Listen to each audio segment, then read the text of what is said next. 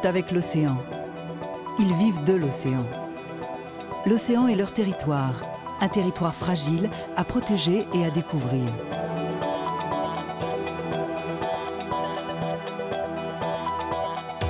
Remana, l'ange gardien de Te Aupo, a surfé les plus grosses vagues du monde et il est reconnaissant. On n'est que de passage. Donc, moi, vis-à-vis de la mer, elle m'a tout donné. Te Aupo m'a tout donné.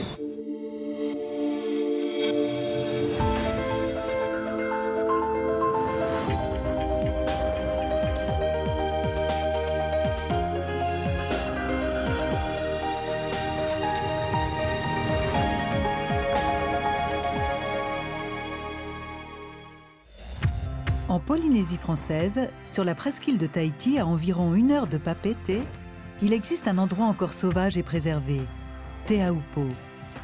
La borne kilométrique 0 marque la fin de la route.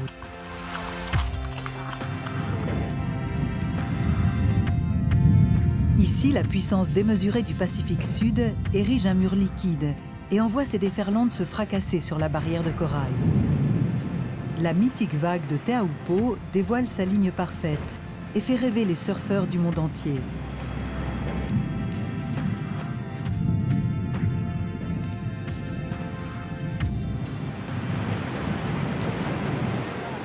Les chasseurs de vagues de la planète scrutent les énormes formations de houle qui naissent au cœur du Pacifique. Elles parcourent des milliers de kilomètres sans rencontrer un seul obstacle. À l'approche de Te Aupo, elle réveille alors une vague aux dimensions effrayantes. L'océan aspire l'eau sur le platier de corail et façonne, grâce à sa puissance, une vague en forme de fer à cheval qui s'enroule autour du récif tranchant. Cette mâchoire dessine le tube naturel le plus parfait au monde, face à laquelle seuls quelques initiés osent se mesurer. On les appelle les Watermen, une élite d'athlètes dopés à l'adrénaline qui célèbre l'harmonie avec un monde sauvage. Chaque spot de surf dans le monde possède son ange gardien, capable de déchiffrer la vague dans toutes les conditions.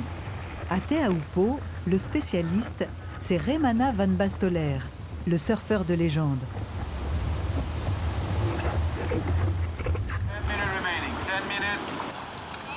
La vague de Te Aupo a été choisie pour accueillir la Tahiti Pro, une étape incontournable du championnat du monde de surf masculin.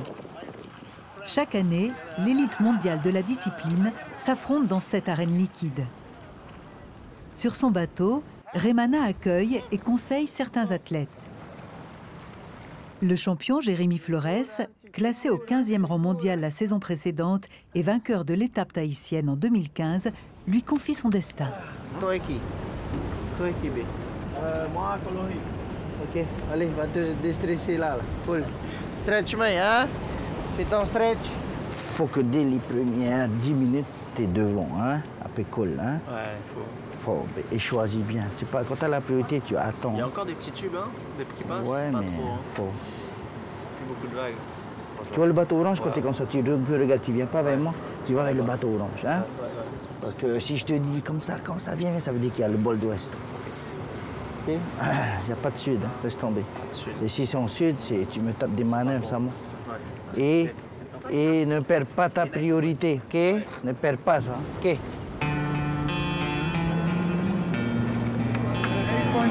and a 1.4. Luke Landino need a 7.65.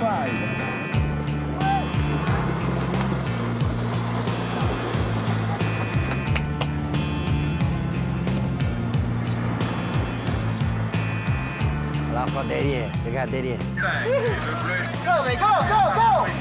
Go!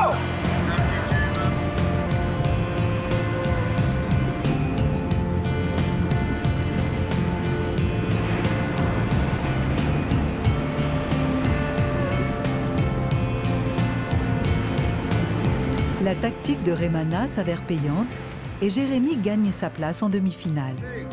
Ok, là, c'est bon. Toto. Yes! C'est bon, on est passé, Jérémy est passé. La tension retombe sur le bateau. Remana retrouve son âme d'enfant avec le jeune Naiki, petit prodige du surf, venu observer les maîtres de la discipline. Tim McKenna, photographe et ami de longue date, vient apporter son soutien à l'équipe de Remana. Qu'est-ce que t'as eu? Contre la planche. Ah, ok. J'arrive pas à plier le bras. Ah ouais? Pas à plier le bras. La toute première vague, j'ai pris le rail sur... Elle est partie la planche et elle a tapé. Bah, comme ça, elle est revenue sur le coude. Un peu, regarde. Ah ouais.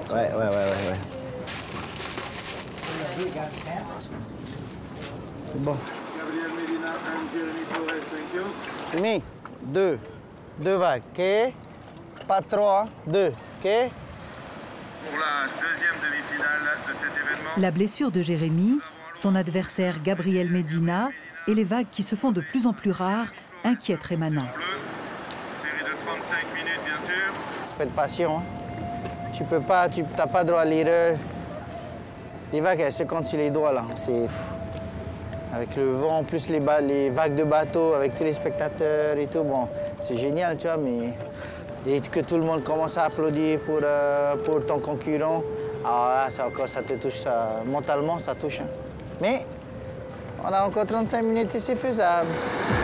Voilà. Allez, va dedans, voilà.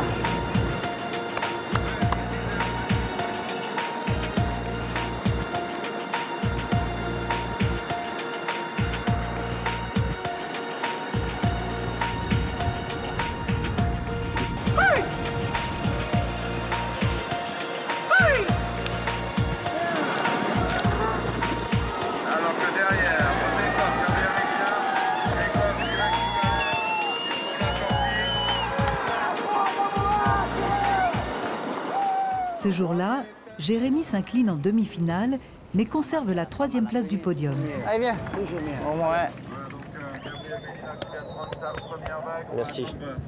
Là, tu peux rentrer à la maison, bébé. Moi, je pensais que tu allais avoir un score là, sur la vague où tu es allé en tube. Mais après, tu as tapé quoi? 2 manœuvres? Ouais, enfin j'ai fait un cut bas comme ça. Voilà. Après j'ai fait un autre, voilà, et j'ai tapé à la fin. Boum! Et le tube, il était... C'était pas de chopo, quoi. Bon, on fait avec, hein?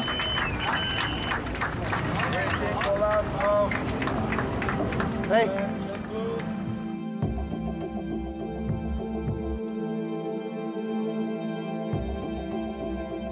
Indispensable chef d'orchestre qui guide les surfeurs dans le bon tempo, Remana endosse aujourd'hui un autre rôle.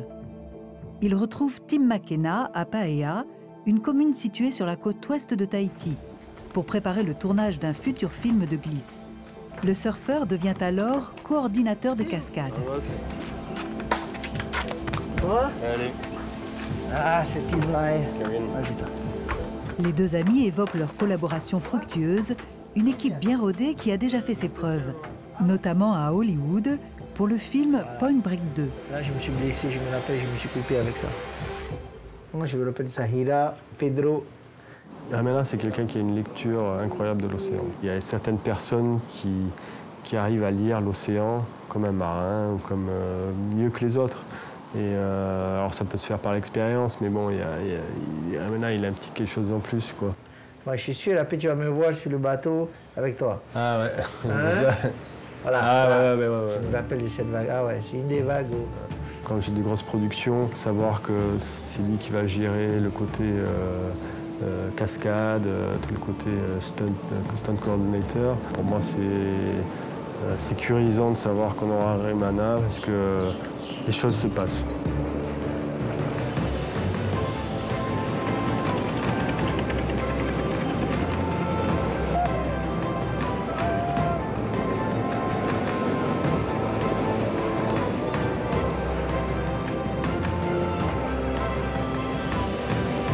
Quelles que soient les conditions, on arrive à travailler, on se comprend très vite. C'est devenu presque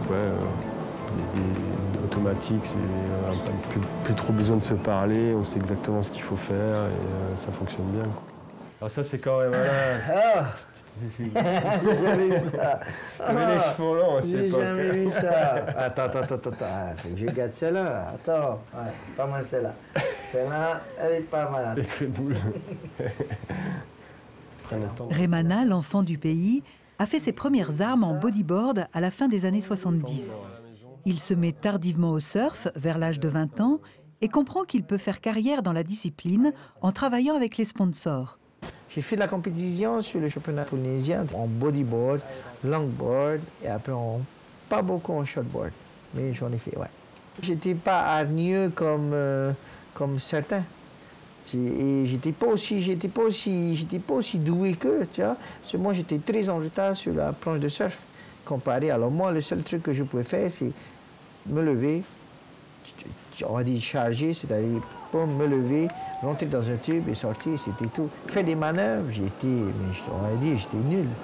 J'étais pas né pour. En fait, tous les surfeurs, quand ils commencent d'abord par se lever, faire des bottom turns, faire des manœuvres, et à la fin, ils apprennent le tube. Moi, j'ai appris à l'envers, moi. J'ai appris le tube d'abord avant de faire des manœuvres. Donc ça, c'est mon histoire. C'est Teahupoo qui a vu grandir et a révélé Remana. C'est cette vague qui l'a poussé à devenir meilleur et continue chaque jour de le nourrir. Chaque grosse houle l'attire sur le spot. Il expose son surf, médiatise la vague et impose son style.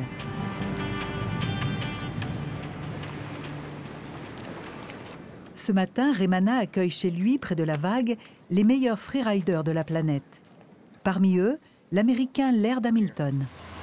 He's a warrior. I mean, listen, to be a, they say that the most important trait of a warrior is compassion. Remana is a very compassionate person.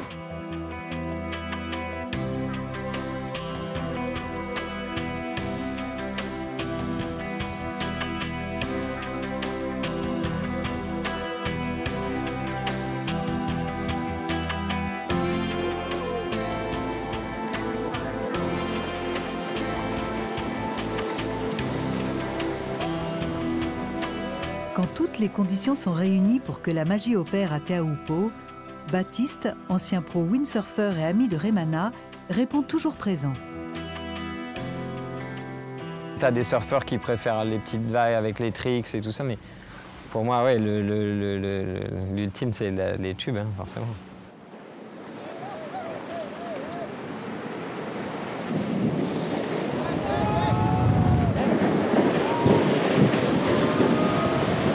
En fait, quand tu es dans un tube, que ce soit un tube de 1,50 m ou un tube de 6 mètres, c'est la même chose.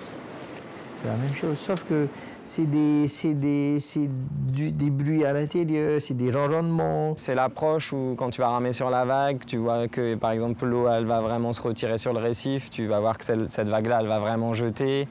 Et tu as le feeling où, au moment où ça passe au-dessus de toi, tu es dedans, tu essayes de gérer. Et après, tu te fais aspirer pour après te faire, on va dire ça, cracher par le souffle, tu vois.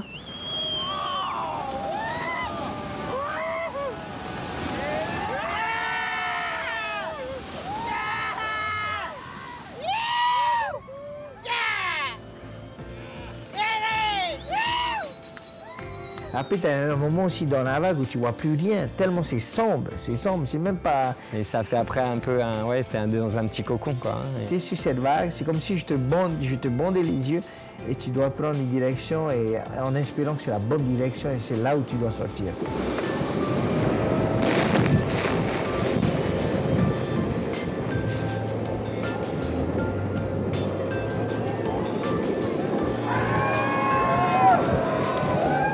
Et plus à la fin, c'est cette lumière, cette petite lumière où tu sais que voilà le soleil, j'y vais, c'est là que je vais prendre et je vais sortir et voilà. Quand la vague devient trop puissante, il est impossible de la surfer en ramant. On pratique alors le tow-in, ou surf tracté par un jet ski, afin de gagner de la vitesse pour entrer dans le tube. Les jours où le monstre d'écume se réveille, c'est toujours Baptiste qui tracte Remana. C'est un moment privilégié que tu as quand tu fais une équipe de tow-in, c'est... Quand tu as l'habitude de tracter avec la même personne, tu n'as plus besoin de parler. Tu sais, tu n'as pas besoin de te retourner pour savoir de quel côté il est, tu sais où il est, tu sais quelle vague il veut. Des fois, on va peut-être prendre une vague en 4 heures, mais ce sera la vague. Ça fait 3 ans que je n'ai pas eu cette sensation-là. le tube. Oh mon Dieu, ça fait du bien. Après j'ai retrouvé un peu mes sensations, tu vois. Sur les poings, sur les appuis, sur mes doigts de pied, sur les talons, tu vois, tout ça. Hein. J'ai ressenti ça, j'ai dit wouah! Il est fonceur, maintenant. Quand il veut quelque chose, il va l'avoir. Hein. C'est comme quand il y a la plus grosse vague, il ne va pas se contenter de la deuxième, il veut la plus grosse. Tu vois, il sait ce qu'il veut. Quand c'est ces moments-là, voilà, c'est sérieux.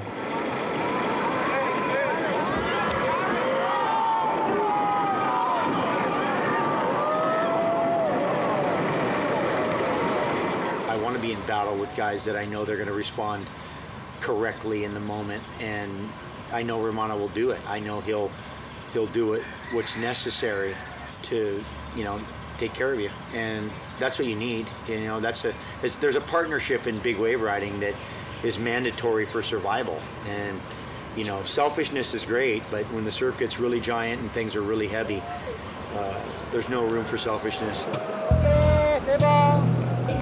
Parfois, les conditions deviennent extrêmes. Dans ce milieu hostile, où l'imprévisible est roi et le danger inévitable, savoir chuter est tout un art. Quand on est là-bas à Chopo, sur les bateaux, sur les jet skis, dans l'élément, c'est tout à l'instinct, c'est tout à l'expérience.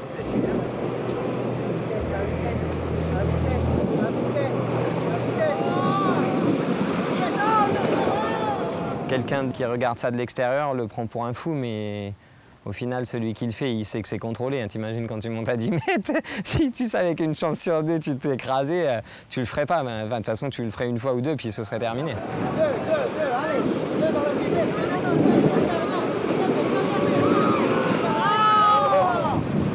Quand tu te fais prendre par la vague et tu sors pas, ben, tu as une chance sur 3 de toucher le récif. Mais l'orientation joue beaucoup. Hein. Plus c'est ouest, plus c'est dangereux, quoi.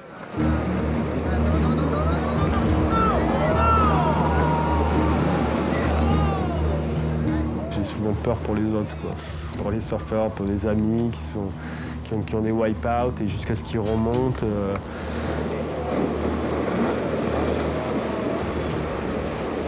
C'est sur celles où tu t'attends le moins qui sont pires. Tu vois, sur une vague de 2 mètres, tu vas pouvoir croire quasi mourir, alors que sur une vague de 8 mètres, tu vas croire que tu vas mourir, mais ça va passer. Ouais, il n'y a pas de règle, en fait.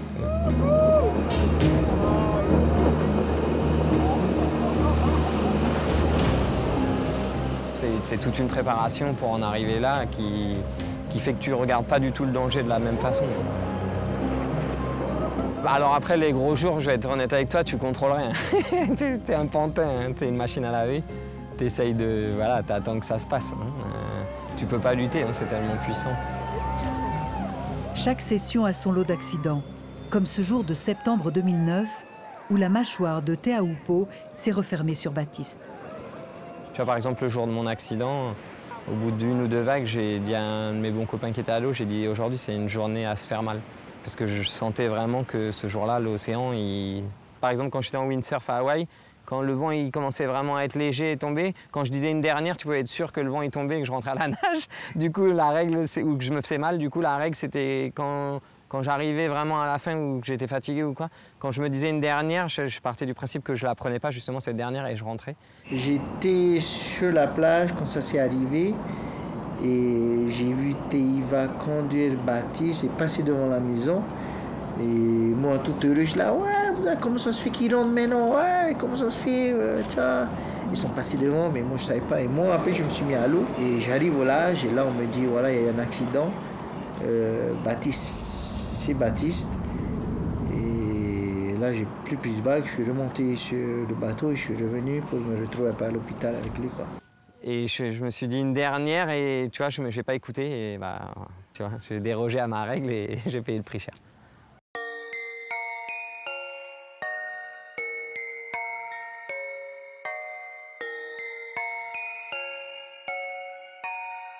Mais en même temps, c'est comme ça. Si c'était à refaire, je le referais. J'ai vécu tellement de choses incroyables que ouais, si je devais re-signer demain pour revivre tout ce que j'ai vécu, même pour arriver à la même fin, je re-signe.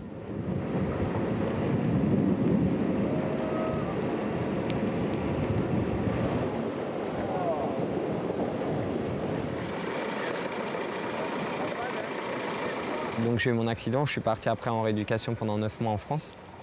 Et quand je suis rentré, le premier swell, Raymana m'a appelé et il m'a dit hey, ça te dit de me retracter? Et du coup, je me suis dit ouais, pourquoi pas.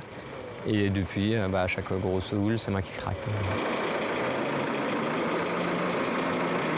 Raymana a eu plus de chance que son ami Baptiste, mais il a eu lui aussi son lot d'accidents spectaculaires, comme ce jour de juin 2013, lorsqu'il percute une voile de kitesurf sur sa trajectoire.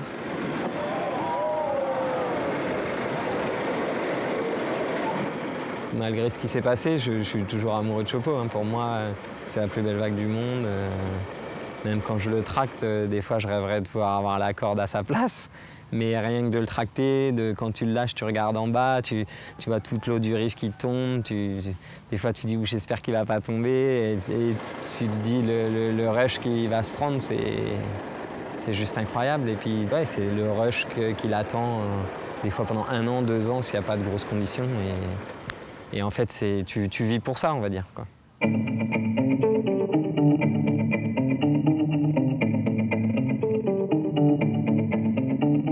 Raymana prend une part active dans l'avenir du surf business.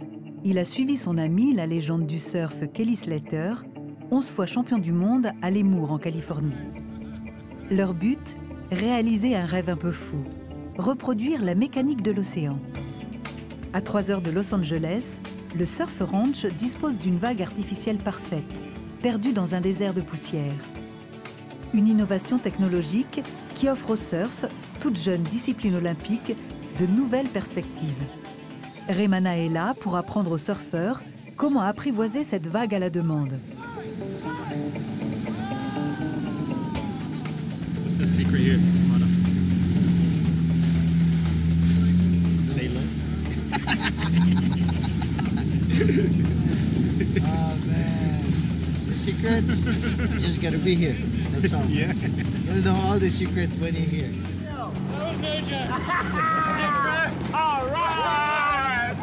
Avec les propriétaires, les concepteurs et tout, on a commencé ça ensemble. Et donc depuis je suis tous les jours là-bas. Là, on a du monde qui arrive, on a des acheteurs potentiels qui viennent surfer la vague, on a des fonds d'investissement qui veulent mettre des sous pour faire cette vague partout dans le monde.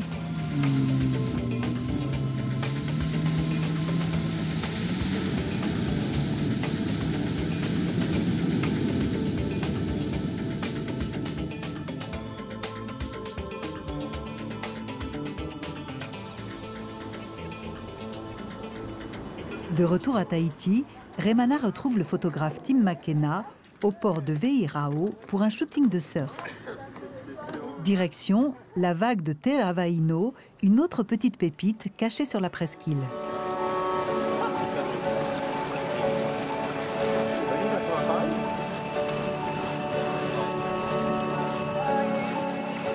Du haut de ses 11 ans, Naiki, champion de Tahiti catégorie Benjamin, est un petit prodige du surf. Il a été choisi pour représenter une célèbre marque de vêtements de sport. Tim réalise les photos d'action pour la campagne publicitaire. Raymana veille. Il s'assure que Naiki effectue les bons gestes, apprenne sans se blesser et surtout qu'il s'amuse.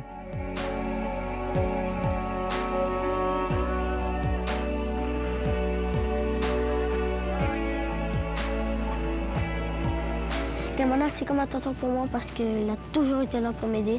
Il a toujours de l'encouragement.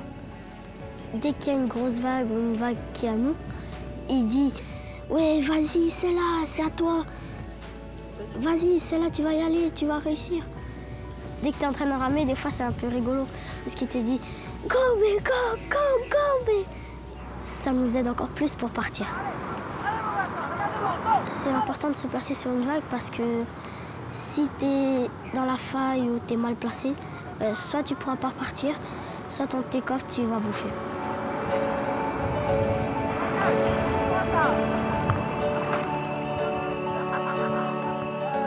Naiki rêve de rejoindre le WCT, ce cercle très fermé qui rassemble l'élite mondiale du surf. En attendant, il peut compter sur Raymana pour l'aider à se perfectionner. Et je parle d'abord de son éducation, il est génial, top. Le surf, il est bien, mais trop jeune encore. Il faut un adulte, faut pas trop les lâcher.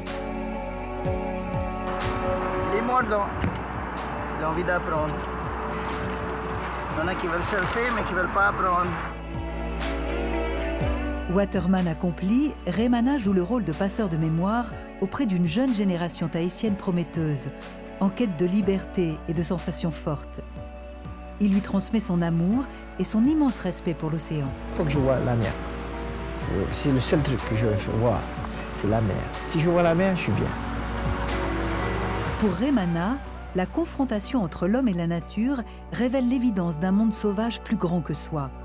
L'océan, dans toute sa puissance, vient nous rappeler, quand sa mâchoire se referme, l'intransigeance du monstre magnifique de Te Aupo.